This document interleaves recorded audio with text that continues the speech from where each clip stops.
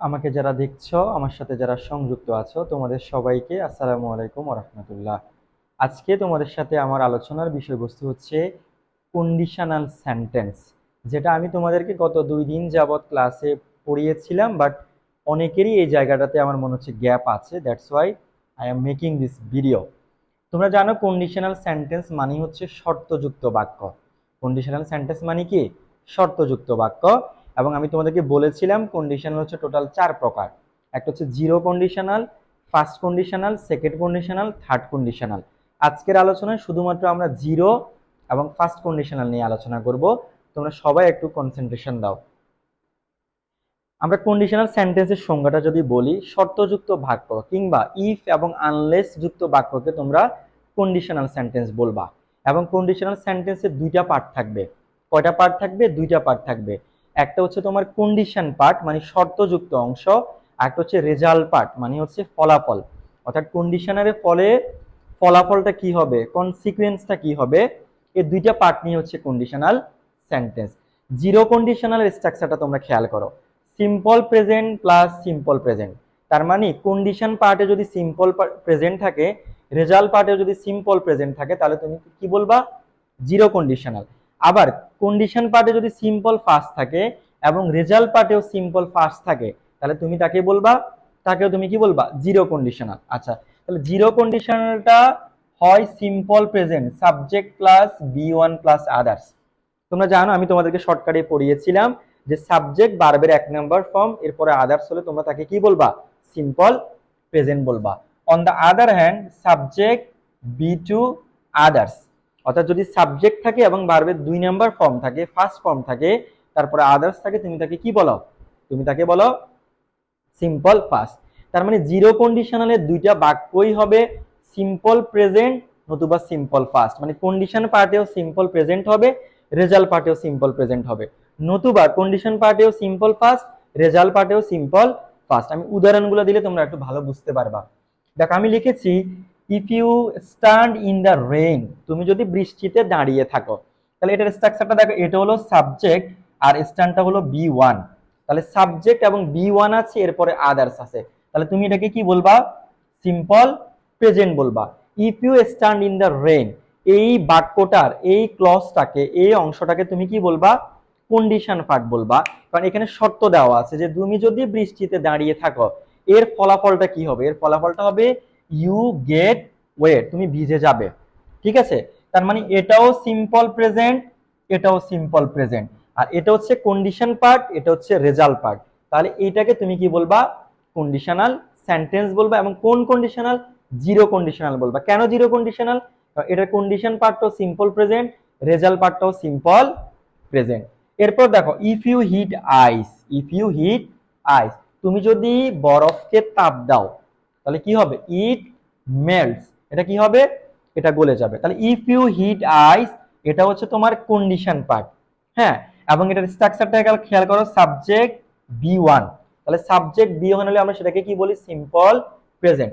If you hit ice, তুমি যদি বরফকে তাপ দাও, ইট মেল্টস। তাহলে এখানে দেখো সাবজেক্ট বি ওয়ান আছে, তাহলে এটাও সাবজেক্ট বি ওয়ান, তার মানে সিম্পল প্রেজেন্ট। এটাও সাবজেক্ট বি ওয়ান, তার মানে এটাও সিম্পল প্রেজেন্ট। অর্থাৎ কন্ডিশন পার্টটাও সিম্পল প্রেজেন্টে, রেজাল্ট পার্টটাও সিম্পল প্রেজেন্টে। তাহলে তুমি তাকে কি বলবা? তুমি তাকে বলবা জিরো কন্ডিশনাল। এবার আসো ফার্স্ট কন্ডিশনের আলোচনায়। ফার্স্ট কন্ডিশনে সেখানেও 2টা পার্ট থাকবে, একটা হচ্ছে কন্ডিশন পার্ট, একটা হচ্ছে রেজাল্ট পার্ট। তবে এখানে কন্ডিশন পার্টটা হবে দেখো সিম্পল প্রেজেন্ট। কন্ডিশন পার্টটা হবে সিম্পল প্রেজেন্ট মানে সাবজেক্ট বি ওয়ান আদার্স থাকবে, এবং রেজাল্ট পার্টটা হবে ফিউচার ইনডিফিনিট। আমি তোমাদেরকে শর্টকাটে পড়িয়েছিলাম যে সাবজেক্ট, এরপরে will plus V one, subject will plus V one, subject will এবং ভার্বের 1 নম্বর ফর্ম হলে তুমি তাকে কি বলবা? ফিউচার ইনডিফিনিট বলবা। তাহলে ফার্স্ট কন্ডিশনালের যে স্ট্রাকচার, যে প্যাটার্ন, সেটা হবে সিম্পল প্রেজেন্ট যোগ ফিউচার ইনডিফিনিট। তোমরা উদাহরণগুলোর দিকে খেয়াল করো। ইফ ইট রেইনস, যদি বৃষ্টি হয়, তাহলে এটা হলো তোমার সাবজেক্ট, এটা হলো V one, subject V one আছে, তাহলে এটা হলো সিম্পল প্রেজেন্ট। তাহলে আমরা বললাম we own go to madrasa, আমরা মাদ্রাসায় যাব না। এই যে দেখো উইল বা ওন, এরপরে বি ওয়ান আছে। হ্যাঁ, তাহলে সাবজেক্ট উইল এবং বি ওয়ান, তাহলে তুমি এটাকে কি বলবা? Future indefinite. তাহলে ইফ ইট রেইনস, যদি বৃষ্টি হয়, কন্ডিশন পার্টটা আছে সিম্পল প্রেজেন্টে, এবং এটা রেজাল্ট পার্টটা we won't go to madrasa, আমরা মাদ্রাসায় যাব না, এটা আছে কিসে, ফিউচার ইনডিফিনিটে। তাহলে একটা পার্ট সিম্পল প্রেজেন্ট আর একটা পার্ট ফিউচার ইনডিফিনিট, তুমি এটাকে বলবা ফার্স্ট কন্ডিশনাল। ঠিক আছে, এরপর দেখো if you are in right path, তাহলে এখানে দেখো স্ট্রাকচারটা, এটা হলো সাবজেক্ট, এটা হলো প্রেজেন্ট ফর্ম, আমরা জানি এম ইজ আর এগুলো প্রেজেন্ট টেন্সে ব্যবহার হয়, প্রেজেন্ট ফর্মে ব্যবহার হয়। তাহলে if you are in right path, তুমি যদি সঠিক পথে থাকো, I will definitely second you. ঠিক আছে, এখানে তোমাদেরকে আমি একটা ইন্টারেস্টিং তথ্য দিই। তোমরা নর্মালি জানো সেকেন্ড মানে হচ্ছে কি,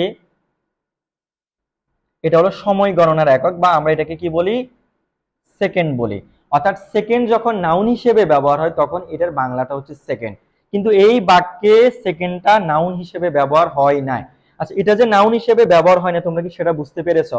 কারণ দেখো, এটা হলো সাবজেক্ট, এটা হলো অক্সিলারি ভার্ব বা মডাল অক্সিলারি।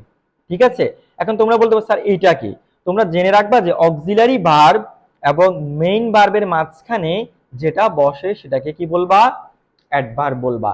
এই রুলটা তোমাদের অনেক জায়গায় কাজে লাগবে, যে অক্সিলারি ভার্ব এবং মেইন ভার্বের মাঝখানে যে পার্টস অফ স্পিচ বসে নরমালি, তুমি তাকে কি বলবা, অ্যাডভার্ব বলবা। তাহলে দেখো এখানে সাবজেক্ট আছে, উইল আছে, এটা হলো কি অ্যাডভার্ব। তাহলে সাবজেক্ট মডাল ভার্ব, এরপরে তোমরা জানো মডাল ভার্বের পরে কি বসে, ভার্বের এক নাম্বার ফর্ম, অথবা আমরা এটাকে কি বলি, বেস ফর্ম বলি।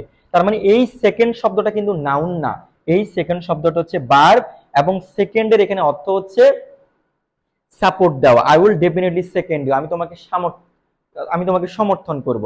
তার মানে তোমরা যদিও নরমালি জানো যে সেকেন্ড এটা হচ্ছে একটা সময় গণনার একক, এটা হচ্ছে নাউন, কিন্তু সেকেন্ড ভার্ব হিসেবে ব্যবহার হতে পারে, এবং সেকেন্ড যখন ভার্ব হিসেবে ব্যবহার হবে তখন সেকেন্ডের অর্থ হবে সমর্থন করা। তাহলে কি বলতেছে, if you are in right path, যদি তুমি সঠিক পথে থাকো, সঠিক পথে চলো, I will definitely second you, আমি তোমাকে অবশ্যই সমর্থন করব। তাহলে if you are in right path, এটা আছে সিম্পল প্রেজেন্টে, এটা কিসে আছে, I will definitely second you, এই যে উইল এরপরে বি ওয়ান, তাহলে এটা আছে ফিউচার ইনডিফিনিট। তাহলে কন্ডিশন পার্টটা সিম্পল প্রেজেন্ট, রেজাল্ট পার্টটা যদি ফিউচার ইনডিফিনিট হয়, তুমি তাকে কি বলবা, ফার্স্ট কন্ডিশনাল বলবা। সো আমি যদি আজকে লেকচারটাকে সামারি করি, তোমরা শর্টকাটে মনে রাখবা যে দুইটাই যদি সিম্পল প্রেজেন্ট হয় তাহলে সেটা হচ্ছে জিরো কন্ডিশনাল, আর একটা সিম্পল প্রেজেন্ট একটা যদি ফিউচার ইনডিফিনিট হয় তাহলে তুমি সেটাকে কি বলবা, ফার্স্ট কন্ডিশনাল বলবা। তোমরা যে কাজটা করবে, আমি ঠিক যেভাবে এটা স্ট্রাকচারগুলো লিখেছি, তোমরা স্ট্রাকচারগুলো লিখে তোমাদের যে পড়ার টেবিল আছে সেখানে টাঙিয়ে রাখবা। তোমরা উঠতে বসতে যখন এই স্ট্রাকচারগুলো দেখবা তখন এটা তোমাদের মেমোরিতে অনেক বেশি সেভ হবে। তোমাদের সবার জন্য শুভকামনা জানিয়ে আজকের আলোচনা এখানেই শেষ করছি। সবাইকে আসসালামু আলাইকুম ওয়া রাহমাতুল্লাহ।